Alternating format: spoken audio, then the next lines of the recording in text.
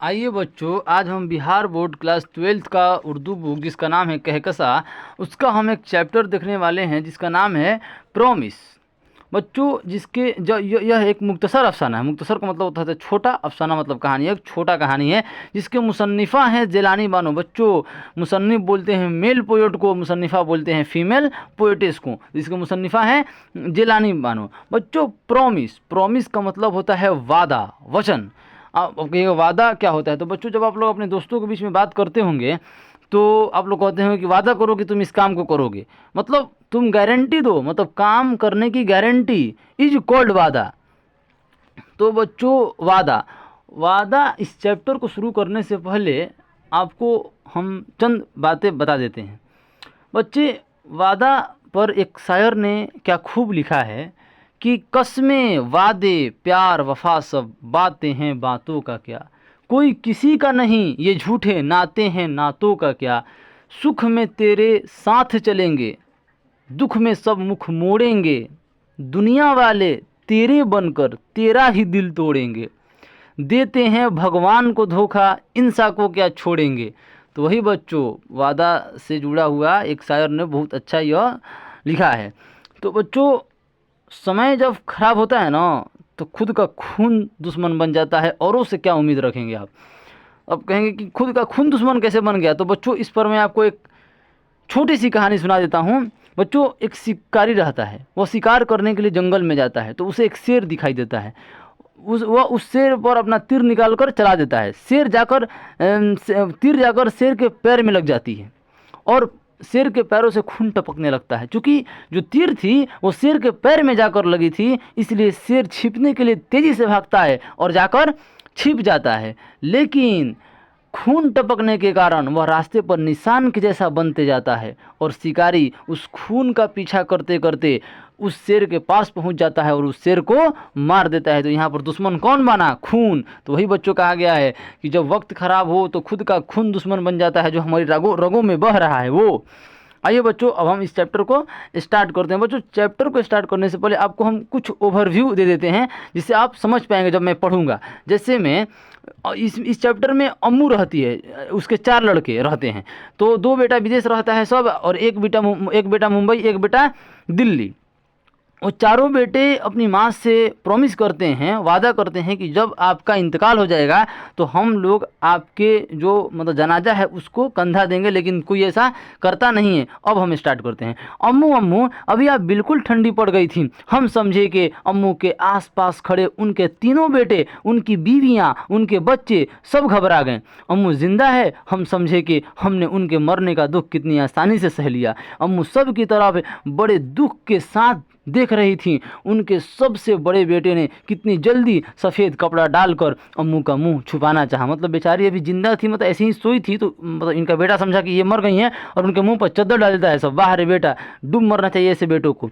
अगर अम्मू हाथ उठाकर चादर ना हटा देती तो शायद वह सब दूसरे कमरे में जाकर उन्हें दफन करने की तैयारी शुरू कर देते। अगर वो बेचारी अपने हाथ से उस चादर को नहीं हटाती तो ये सब दफना देता सब उनको। वह सब नज़रें झुकाए खड़े थे। शर्मिंदगी वाली बात तो है ही। जैसे अम्मू ने देख लिया कि उनके मरने पर किसी की आंख से एक आंसू भी नहीं निकलेगा। जब वो सब सोचा कि मतलब अभी मर गई हैं तो उनके मुंह पर चद्दर डाल दिया सब, और किसी के आंख से एक आंसू भी, कोई मरता है बच्चों तो आदमी इमोशनल हो जाता है, रोने लगता है, लेकिन इनका बेटा रोता नहीं है, सब आंसू भी नहीं निकलेगा। 2 बरस हो गए जब डॉक्टर ने कहा था कि कैंसर अम्मू के सारे बदन में फैल गया है। डॉक्टर ने बोल दिया था कि अम्मू के सारे बदन में कैंसर फैल चुका है। अब ये ज़्यादा दिन के मेहमान नहीं है, किसी भी वक्त उन्हें कुछ भी हो सकता है। जब से ये बात उनके दोनों बहुओं ने सुनी थी वह अम्मू का ज़्यादा ख्याल करने लगी थी। जब उनकी बहू मतलब उनका ये बात सुनी थी कि उनके बदन में कैंसर है तो उनका बहुत ज़्यादा ख्याल रखने लगी थी। अब आप सोचेगा कि ख्याल तो रखती ही थी। नहीं बच्चों, सिर्फ पैसों से ख्याल नहीं रखा जाता है। मतलब पैसा दे देंगे तो क्या आप पैसे से आप पानी पी लीजिएगा? मतलब पैसा से पानी खरीद कर पी लीजिएगा, लेकिन पैसा आपको पानी तो नहीं ना पिलाएगा। पैसे से आप अच्छा सोफ़ा, अच्छा पलंग खरीद सकते हैं, लेकिन पैसे से आप नींद नहीं खरीद सकते हैं बच्चों। तो वही कह रहा है, खाली बस पैसे भेजती थी, मतलब सेवा पानी कुछ नहीं। अम्मू का ज़्यादा ख्याल करने लगी थी। हर महीने फ़ोन पर अम्मू की खैरियत पूछती। दूसरी बहू अमेरिका थी, वह इंडिया की गर्मी बर्दाश्त नहीं कर सकती थी। बच्चों, जो अमेरिका, जो रूस, ये सब ठंडे प्रदेश हैं, यहाँ पर बहुत ज़्यादा मात्रा में ठंडी पड़ती है। इंडिया हमारा जो है वो गर्म देश है। आप लोग पढ़े होंगे भूगोल में कि हमारा देश उष्णकटिबंधीय क्षेत्र है बच्चों। उष्ण का मतलब होता है गर्म, तो मतलब यहाँ पर गर्मी ज़्यादा पड़ती है। वो इंडिया गर्मी बर्दाश्त नहीं कर सकती थी, फिर भी वह हर साल आती, किसी 5 स्टार होटल में ठहरती थी। हैदराबाद की सैरो तफरी से फुर्सत मिलती तो किसी दिन अम्मू की मिजाज पुरसी भी कर लेती थी। मतलब वो हर साल आती थी बस घूमने के लिए, नहीं कि मतलब डेडिकेटेड वो अपने सास से मिलने आती थी, नहीं, वो घूमने के लिए आती थी। कहाँ? हैदराबाद। सैरो तफरी का मतलब होता है घूमने, घूमने के लिए। और घूमने से फुर्सत मिलती थी तो अपने सास का हाल चाल पूछने चली जाती थी। मतलब सिर्फ सास के लिए नहीं आती थी, मतलब घूमने के लिए आती थी। तीनों बेटे उनके इलाज के लिए बड़ी पाबंदी के साथ डॉलर और रियाल भेजते थे। मतलब जो तीनों बेटे थे मतलब हर महीने पैसे की कमी उनको मतलब नहीं होने देते थे। डॉलर कहाँ की करेंसी है? अमेरिका की। रियाल कहाँ का है? सऊदी अरब का बच्चों। ये जीके है। अम्मू के लिए बहुत अच्छा डॉक्टर, बेहतरीन इलाज, घर में हर तरह का आराम, दिन रात खिदमत करने वाली ख्वाजा भी, जिसे दूर बैठी बहू इनामो इकराम से नवाजती थी। बच्चों मतलब बेटे घर में नहीं थे, लेकिन वो लोग एक नौकरानी को रख लेती, जिसका नाम था ख्वाजा भी। लेकिन बच्चों गैर होता है, अपने अपने होते हैं, अपनों जैसा सेवा कोई नहीं करेगा। और ये जो बहुएं थीं, मतलब जो ख्वाजा भी नौकरानी थी, उसको मतलब हमेशा पैसा इनाम देते थे कि जब हम इसको करेंगे तो ये मेरे माँ का ख्याल ज़्यादा रखेगी। लेकिन गैर होता है बच्चों। शिकागो में एक दिन सुबह सवेरे ख्वाजा भी का फ़ोन आया। शिकागो जो अमेरिका के एक स्टेट का नाम है, जिस तरह हमारे इंडिया के स्टेट का नाम है बिहार, उसी तरह अमेरिका के स्टेट का नाम है शिकागो। में एक दिन सुबह सवेरे ख्वाजा भी का फ़ोन आया। वो नौकरानी फ़ोन करती है शिकागो अपने उनके बेटों के पास। बेगम साहब की तबीयत बहुत ख़राब है। मतलब बेगम साहब की तबीयत अब बहुत ज़्यादा ख़राब है। डॉक्टर साहब बोले उनके बेटों को फ़ोन कर दो, सबको जल्दी बुला लो। इस फ़ोन से हमारे घर में हलचल मच गई। सबके मतलब फ़ोन जैसे ही खबर मिली तो सब मतलब हड़बड़ा गया। क्यों? क्योंकि वो सब प्लान बनाया था कहाँ घूमने जाना है, वो सब डिस्टर्ब हो गया, प्रोग्राम डिस्टर्ब हो गए। अफवाह अम्मू हमेशा इसी तरह परेशान करती हैं। वो सब बोला, आपस में बात कर रहा था कि नहीं वो ऐसे ही मतलब अफवाह है, मतलब कुछ नहीं हुआ, ऐसे मन घबराता होगा तो वो फ़ोन कर दी होंगी। बोला ये कोई मौसम है इंडिया जाने का? ना जाने का उनको बहाना था। वो बोल रहा है सब इंडिया जाने का मौसम है, ये गर्मी के मारे मर जाएंगे हम सब। उनकी बहू नसीम घबरा गई। वो बोले जाने का मन नहीं था तो कह रहा था सबकी मतलब ये मतलब बहाना बना रही है, मतलब ऐसे ही घबरा कर फ़ोन कर दी होंगी। ये इंडिया जाने का मौसम, को गर्मी ज़्यादा लग रहा है। बच्चों अगर माँ को तुमको पालने में गर्मी लगी होती ना तो तुमको कुत्ता उठा कर ले जाता। हेलो चारों तरफ से फ़ोन आने लगा। न्यूयॉर्क से जमशेद कह रहा था। न्यूयॉर्क भी अमेरिका के स्टेट का नाम है बच्चों। भाईजान ख्वाजा भी का फ़ोन आया है, 24 घंटे, लेकिन मुझे इस वक्त लीव लेना बहुत मुश्किल है। बच्चों लीव का मतलब होता है छुट्टी। मतलब वो कहा जमशेद कि मैं जहाँ काम करता हूँ मुझे छुट्टी नहीं मिलेगी। लेकिन जमशेद तुम्हें याद है कि हम सब ने अम्मू से प्रॉमिस किया था कि हम चारों भाई मिलकर उनकी डेड बॉडी उठाएंगे। वो बोलता है कि हमने प्रॉमिस किया था उनसे कि आपका जब इंतकाल हो जाएगा तो हम चारों मिलकर आपके जनाजे को कंधा देंगे, इसलिए हमें जाना पड़ेगा। और रशीद ने उसे समझाया। फिर मुंबई से तीसरे भाई खुर्शीद का फ़ोन आया। भाईजान हम सब मिलकर अमेरिका तफरी करने जा रहे थे। इन तीनों का प्लान था कि हम लोग अमेरिका घूमने जाएंगे, लेकिन अब इन लोगों का प्लान डिस्टर्ब हो गया। मतलब घूमना ज़्यादा इंपॉर्टेंट है, माँ इंपॉर्टेंट नहीं है। अब नूसी, बच्चों नसी नहीं नूसी उनकी बेटी का नाम रहता है। अब नूसी को भी साथ ले जाओ तो इंडिया में गर्मी बहुत होगी। आप वहाँ किसी 5 स्टार होटल में हमारे लिए रिजर्वेशन करवा दीजिए। हाँ भाई, मेरे भी इस मौसम में इंडिया जाना बहुत मुश्किल है। सबको गर्मी की पड़ी थी। अम्मू अच्छी भली होगी, ज़रा दिल घबराया तो ख्वाजा भी से फ़ोन करा दिया। मतलब वो सब आपस में बात करते हैं कि वो ठीक होंगी, मतलब ऐसे ही घबरा कर फ़ोन कर दी होंगी। खुर्शीद मैंने अभी डॉक्टर आरिफ से बात की। लेकिन खुर्शीद बोलता है कि मैंने डॉक्टर से बात की, वो कह रहे थे ज़्यादा से ज़्यादा 24 घंटे, मतलब अब चंद घंटों की मेहमान है हमारी माँ, तो फिर मैं आ जाऊँगा। दिल्ली के एक सेमिनार का इनविटेशन भी आया है। मतलब दिल्ली में एक सेमिनार होना तो उसका इनविटेशन उसको आया था, इसलिए वो मतलब जाना चाहता था इंडिया, नहीं तो वो माँ के लिए नहीं आता सब। अरे फिर तो हम एक हफ्ते में वापस आ जाएंगे ना डैड, पिंकी ने खुश होकर कहा। मतलब उनकी बेटी रहती है पिंकी, वो बोलती है कि हम लोग एक हफ्ते में, एक वीक में हम लोग वापस आ जाएंगे ना। हाँ बेबी, हम चारों भाइयों ने अम्मू से प्रॉमिस किया है कि हम उनकी डेड बॉडी आफ्टर डेथ, मतलब हम उनके जनाजे को कंधे देंगे। बेबी ने मुँह बनाकर कहा। जो उनकी बच्ची रहती है वो मुंह बनाकर बोलती है ग्रैंड मॉम ने अपने चारों बेटों के साथ ज़िंदगी एंजॉय करने का कोई प्रॉमिस क्यों नहीं लिया। उनकी बच्ची बोलती है पिंकी कि हम दादी हम लोग के साथ क्यों नहीं रही, हम लोग के साथ ज़िंदगी अपना एंजॉय क्यों नहीं की। बच्चों रहना चाहती थी लेकिन इनके बेटे रखना नहीं चाहते थे। तो जब इनके बच्चे जवान होंगे तो ये भी नहीं रखेंगे, जैसी करनी वैसी भरनी। उलझी सांसों के दर्द को दिल में थामे यही बात अम्मू भी सोच रही थी। सुनसान घर, खाली कमरे, सूना आंगन, अंधेरे कमरे में अकेली लेटी वह दर्द से तड़प रही थी। किसी दवा का असर नहीं। बच्चों, दवा का असर कैसे होगा? मतलब जब अपने ही पराये हो जाएं तो कोई भी दवा काम में नहीं आती। तो वही कह रहा है, किसी दवा का असर नहीं। बदन का कोई हिस्सा काबू में ना था। कांपते हाथ से पानी की बोतल उठाने की कोशिश करती तो सारा बिस्तर भीग जाता। हाथ उनका थरथरा रहा था। थरथराते हुए हाथ से वो पानी की बोतल उठाती थी तो बोतल गिर जाता था, पूरा बिस्तर भीग जाता था। अब कहेंगे कि नौकरानी थी ना। बच्चों, गैर ही की तरह करेगा। वो नौकरानी अपनी टाइम से आएगी, टाइम से चली जाएगी। आपके पास 24 घंटा वो नहीं रहेगी। जब अपने ही पराए हुए तो गैरों से क्या उम्मीद रखना? पानी पानी, खाजा भी कहाँ मर गई? किसी का फ़ोन आया है दरवाजे पर, कौन है वो? मतलब दरवाज़ा पर कोई घर में कुछ भी होता था वो ज़्यादा ध्यान नहीं देती थी जो नौकरानी थी। जब अपने ही ध्यान नहीं दे रहे हैं तो नौकरानी कहाँ से ध्यान देगी? खाजा भी कमरा बंद किए अपने मियाँ के साथ सोती रहती थी।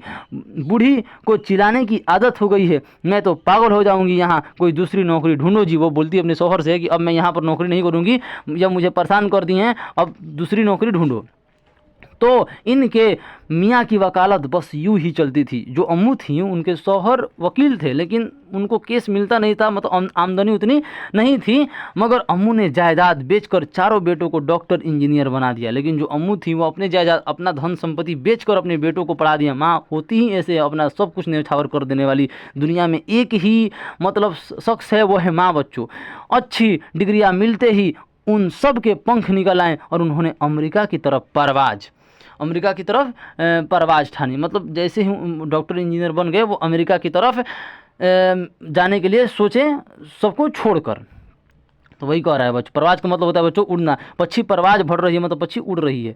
अम्मू को यह बात अच्छी ना लगी। कोई भी माँ बच्चों अगर उसके बच्चे विदेश जाएंगे तो खुश थोड़ी ना होगी। वही कह रहा, अम्मू को यह बात अच्छी ना लगी। इतनी दूर अल्लाह मियाँ के पिछवाड़े, हम सब अमेरिका में जा बसेंगे। अम्मू बोलती है कि चलो, वो दुखी तो थी, लेकिन वो साथ में सोचती है कि चलो मैं भी अब चली जाऊँगी, मतलब अपने बच्चों के साथ। इसलिए वो खुश थी। लेकिन यह सब जो चारों बेटा है ले जाना नहीं चाहता था सब। हम सब, तुम्हें कौन ले जाएगा अमेरिका? बच्चों के अब्बा ने हंस कर कहा। जो उनके अब्बू रहते थे अपनी पत्नी से कहते हैं, तुम्हें कौन ले जाएगा अमेरिका? अमेरिका में माँ बाप नहीं रहते हैं, वह नौजवानों का मुल्क है। हाँ, नौजवानों बिना माँ बाप के आ गए हैं दुनिया में। वाह, अच्छा तो माँ बाप का कहाँ जाएंगे? अम्मू ने ताजुब से पूछा। अम्मू मतलब वो बोलती हैं कि माँ बाप अमेरिका में नहीं रहते हैं। ये बेचारी जाहिल थी, क्या समझेगी? फिर माँ बाप कहाँ जाएंगे? उन्होंने सवाल पूछा। कूड़े की टोकरी में, अब्बा ने खफा होकर कहा। जो उनके अब्बू थे वो बोलते हैं कि कूड़े की टोकरी में हम लोग वहाँ पर नहीं जा सकते हैं। दीवान घर, बच्चों दीवान पलंग सुने हैं? बड़ा पलंग, दीवान का मतलब होता है, दीवान का शाब्दिक अर्थ होता है दीवान मतलब बड़ा। बड़ा घर के आंगन में बैठी कबूतरों को दाना डालते मैं, अम्मू सोचती थी, ये नौकरानी बोल रही है, मैं अम्मू सोचती थी कि कूड़े का ढेर ही बन गया है यह घर। बार बार लाइट चली जाती है, अंधेरे में माचिस नहीं मिलती, पोस्ट में कोई खत फेंक जाए तो किसी कयारी के पीछे पड़ा महीनों के बाद मिलता है। वैसे भी उनके बेटे अब खत लिखने की पुरानी रस्म भूल चुके थे। उनके जो बेटे थे अब खत भी नहीं लिखते थे। मतलब वो पूरे मतलब जो भी उनका मतलब रस्म था, जो उनका कल्चर था वो भूल चुके थे। वो अमेरिका के वासी हो गए थे, अब वहाँ के कल्चर में वो मसरूफ़ हो गए थे। कभी ज़रूरत होती तो फ़ोन कर लेते, कभी कभार वो भी। दूध वाला दूध फाटक पर रख कर चला जाता तो रोज़ कुत्ता उठा कर ले जाता। अब बेचारी बूढ़ी हो गई हैं, आँख भी उतना मतलब आँख भी कमज़ोर हो चुका है, तो दिखेगा, पैर हाथ से तो चला ही नहीं जा रहा है। तो रोज़ दूध वाला दूध रख कर जाता था तो कुत्ता उठाकर ले जाता था। कभी आंगन में किसी बच्चे की गेंद गिर जाए तो वो अंदर आने से पहले अम्मू की सूरत देखकर भाग जाता था। बेचारा बच्चे तो ऐसे ही मतलब भागते हैं, कोई सुनसान अगर जगह रहेगा तो भाग जाएंगे, अगर कोई वहाँ पर अकेला है तो वो और भाग जाएंगे कि हमको किडनैप ना कर ले, इसलिए बच्चे भाग जाते थे। लेकिन बेचारी ये मतलब तो सोचती थी कि कोई आए हमसे बात करे। बूढ़े बुजुर्ग क्या सोचते हैं कि हमसे कोई बात करे, वो लोग मतलब सोचते हैं कि मतलब हमेशा मतलब रहें आपस में ही मिलकर, अकेले रहना नहीं चाहते, इसलिए बूढ़े लोगों को अकेले नहीं छोड़ना चाहिए। बच्चों, रिश्तेदार को फुर्सत नहीं मिलती थी। रिश्तेदार को कहाँ अपनों से फुर्सत है कि वो मतलब आपके घर आएंगे। कितनी बार वह फ़ोन पर कहती, मतलब मम्मू जी अपने बेटों से कहती, रशीद अब मैं तुम्हारे पास आ जाऊंगी, मुझे रोज़ बुखार आ जाता है। वो अपने बेटों से बोलती है कि अब मैं तुम्हारे पास आकर रहूँगी बेटा, मुझे यहाँ पर रहना अच्छा नहीं लगता, मुझे बुखार आ जाता है, खांसी बहुत बढ़ गई है, अकेले घर में जी घबराता है। मगर अम्मू आपकी बीमारी का इलाज यहाँ बहुत महंगा है। उनका बेटा बोलता है कि आपके बीमारी का जो इलाज है वो बहुत महंगा है, तुमको डॉक्टर इंजीनियर बना दिया, अपना सारा जायदाद बेचकर, वो सस्ता था, डूब मरना चाहिए ऐसे बच्चे को, घर में कोई नहीं रहता, आपकी देखभाल कैसे होगी। रशीद अम्मू को अपनी मजबूरी सुनाता, ये बेचारी बेटों से अपनी मजबूरी सुनाती, ये खुद अपनी ही मजबूरी इनको सुना देते थे। अच्छा फिर पिंकी और तारिक से कहो मुझसे फ़ोन पर बात करें। वो बोलती हैं कि ठीक है मैं वहाँ पर नहीं आएंगे, लेकिन अपने बच्चों से कहो, एक का नाम रहता है तारिक, एक का नाम रहता है पिंकी, वो मुझसे बात करें। बच्चों को देखने को जी चाहता है, हर दादी चाहती है कि अपने पोतों को देखें, उनको खिलाएं, बच्चों को देखने का जी चाहता है मेरा। बच्चों को याद करके उन्हें रोना आ जाता है। वो बोलती हैं मतलब उनके मन में प्यार था अपने पोतों के प्रति। वह बात यह है कि अम्मू के बच्चों को उर्दू नहीं आती, देख लीजिए, मतलब वहाँ पर बुलाता भी नहीं है, मतलब माँ बोलती चलो ठीक है मैं वहाँ पर नहीं आऊँगी, तो वो बोलती हैं कि ठीक है अपने लड़कों से बात करवाओ, तो बोलता है कि उनको उर्दू नहीं आती, तो साला ऐसी पढ़ाई किस काम का, ऐसी पढ़ाई किस काम का जब अपने ही मतलब पीछे छूट जाएं। ऐसी पढ़ाई मत कीजिए बच्चों, उर्दू नहीं आती है, इसलिए वह आपकी बात नहीं समझ सकते। अम्मू फ़ोन रख देती, मेरी बात कोई नहीं समझता, ना बच्चे ना उनके माँ बाप। समझ रहे हैं ना, देख रहे हैं ना। जब तीनों भाई अमेरिका गए तो अम्मू अब्बा के पास हमीद को छोड़ गए थे। इनके सबसे छोटे बच्चे का नाम था हमीद, बच्चों एग्ज़ाम में आता है हमीद, तो तीनों बच्चे तो विदेश चले गए थे, तो हमीद यहीं पर था। हमीद का दिल पढ़ाई में नहीं लगता था, सारा दिन निकम्मे दोस्तों के साथ घूमता, कभी स्टूडेंट यूनियन का झंडा थामे सड़कों पर घूम रहा है, तो कभी किसी सियासी पार्टी के साथ नारे लगा रहा है। फिर एक दिन सुना वह किसी पार्टी में शामिल हो गया है। तुम्हारे इम्तहान में 1 महीना रह गया है, स्टडी क्यों नहीं करते, अब्बा उसे बार बार याद दिलाते थे। अब्बा मैं इस साल इम्तहान नहीं दूंगा, मुझे इलेक्शन का काम करना है, हमीद बोलता है। अब्बा बहुत खफा हुए। अम्मू ने रो रो कर समझाया, मुस्तकबिल मतलब होता है बच्चों फ्यूचर, भविष्य के भयानक नक्शे खींचिए, जब जिंदगी भर भाइयों के आगे हाथ फैलाना पड़ेगा। बोलती हैं उनकी माँ कि पढ़ लो, नहीं तो ज़िंदगी भर भाइयों के सामने हाथ फैलाना पड़ेगा कि पैसों के लिए, अगर नहीं पढ़ोगे तो मुस्तकबिल तुम्हारा फ्यूचर बर्बाद हो जाएगा। मगर हमीद अब घर बहुत कम आता था, वो घर भी अब बहुत कम आता था। फिर खबर आई कि किसी मुखालिफ, बच्चों मुखालिफ का मतलब होता है विरोधी, जैसे बीजेपी अभी हम लोग का रूलिंग पार्टी है, तो विरोधी पार्टी कौन सा है, कांग्रेस। तो ये कह मुखालिफ पार्टी, विरोधी पार्टी के मेंबर को मारने के जुर्म में हमीद गिरफ्तार हो गया है। मतलब वो विरोधी जो पार्टी उसके एक मेंबर को उसने मार दिया था जान से। सुना है वह आदमी हॉस्पिटल में मर गया। सारे मोहल्ले के लोग अब्बा अम्मू को परसा देने आते थे। बच्चों परसा का मतलब यहाँ था तसल्ली देने आए। जाने कौन से गुनाह की सज़ा मिली कि हमीद इस घर में पैदा हुआ। अम्मू बोलती हैं अब उसे फांसी की सज़ा मिलेगी। दोस्त रिश्तेदार ताज़ियत के लिए आने लगे, मतलब उनको मतलब तसल्ली देने के लिए आने लगे कि जाने दीजिए, एक लड़का मतलब ख़राब हो जाता है, मतलब बोलता है तसल्ली से देता है ना, घर में कुछ ख़राब होता है तो अगल बगल के आदमी वही। फांसी पर चढ़ेंगे हमीद के दुश्मन, अब वह तो हमारा हीरो है, हमीद के दोस्त कह रहे थे। हमीद दोस्त कह रहे थे कि फांसी उसको नहीं मिलेगी, वो अब तो हीरो बन गया है।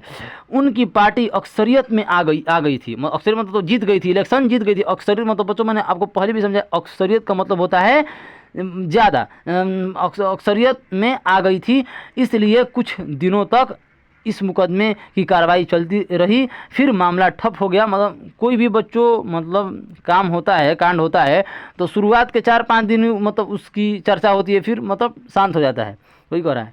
फिर मामला ठप हो गया। एक दिन हमीद का एक दोस्त आया तो उसने अम्मू से कहा कोई वर्कर 4 मर्डर कर डाले तो पार्टी उसे इलेक्शन का टिकट देने पर मजबूर हो जाती है। बच्चों ये बहुत ही इंपॉर्टेंट पॉइंट है, लेकिन मैं आपको बोलूँगा नहीं यहाँ पर। वही हुआ, हमीद के गुनाहों की लंबी लिस्ट ने उसे अपनी पार्टी का सबसे अहम लीडर बना दिया। वो मतलब गुनाह करता था, जितना गुनाह करता था वो उतना ही फेमस हो जाता था।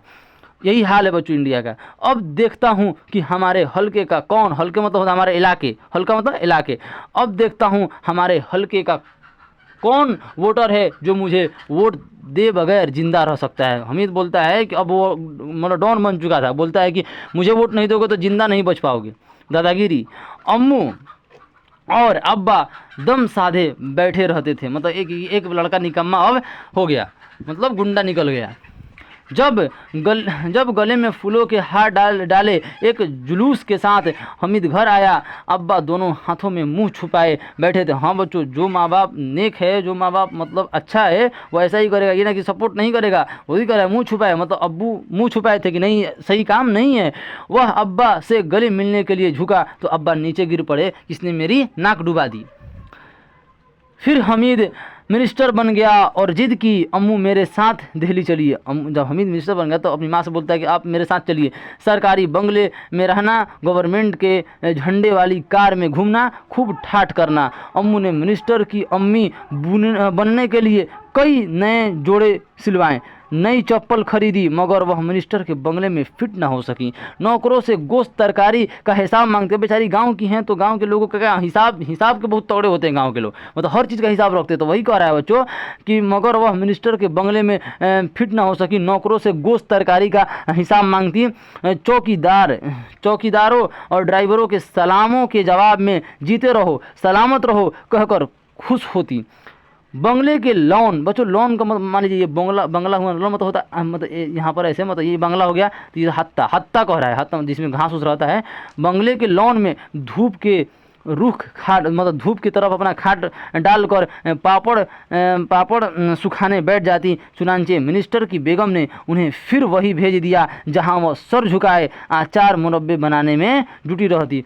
जो मिनिस्टर, जो हमीद भी शादी कर लिया था, उसकी वाइफ मतलब ये सब उनका मतलब गांव की है बेचारी, तो गांव की मतलब रस्मों रिवाज से वो जुड़ी हुई हैं। तो वो क्या करती थी कि जो मतलब जो उसको बंगला मिला था, उसका जो लॉन था मतलब हत्ता था, उसमें वो अपना डाल देती थी खाट, उस पर अपना जो अपना गांव में करती थी वही काम उस पर करती थी, अपना पापड़ सुखाती थी। तो लेकिन ये सब बड़ा शहर है तो ये सब नागवार गुजरा, तो उसकी बेगम जो है हमीद की, वो फिर से उनको गांव भेज देती है। बच्चों आज हम इतना ही रहने देते हैं, आगे अगर समझना हो तो मुझे कमेंट करके ज़रूर बताइएगा, मैं ज़रूर समझा दूंगा। जय हिंद।